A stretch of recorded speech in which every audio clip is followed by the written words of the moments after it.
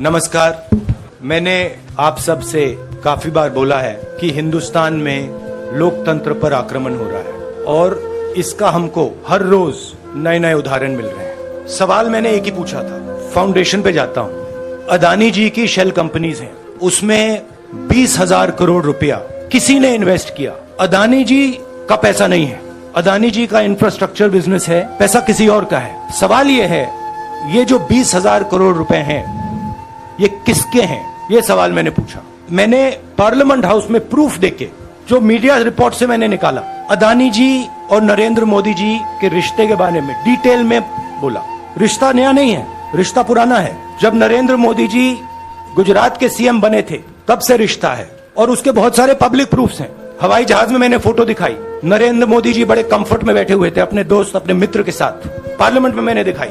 ये सवाल मैंने पूछा। फिर मेरी स्पीच को एक्सपंज किया गया। मैंने स्पीकर को डिटेल चिट्ठी लिखी, पॉइंट बाय पॉइंट, कि मैंने कहा कि एयरपोर्ट्स अदानी जी को रूल बदल के दिए गए हैं, ये लीजिए रूल की कॉपी जिसको बदला गया है। चिट्ठी लिखी, कोई फर्क नहीं पड़ा।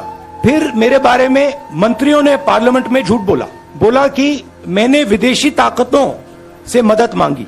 मैंने ऐसी कोई बात नहीं की है। मैंने कहा स्पीकर से, मैंने जाके कहा, स्पीकर सर, पार्लियामेंट का नियम है कि अगर किसी मेंबर पर कोई एक्यूजेशन लगाता है तो उस मेंबर को जवाब देने का हक होता है। मैंने एक चिट्ठी लिखी, उस चिट्ठी का जवाब नहीं आया। दूसरी चिट्ठी लिखी, उस चिट्ठी का जवाब नहीं आया। फिर मैं स्पीकर के चेंबर में गया। मैंने स्पीकर सर से कहा, स्पीकर सर, ये कानून है, ये रूल है, इन्होंने झूठा आरोप लगाया है, मुझे आप बोलने क्यों नहीं दे रहे हैं? स्पीकर सर मुस्कुराते हैं, कहते मैं नहीं कर सकता। और फिर उसके बाद आपने सबने देखा क्या हुआ। सवाल पूछना मैं बंद नहीं करूंगा।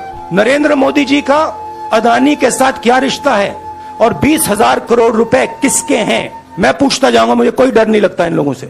और अगर ये सोचें कि मुझे डिस्क्वालीफाई करके, धमका के, जेल में डाल के मुझे बंद कर सकते, नहीं, मेरी वो हिस्ट्री नहीं है।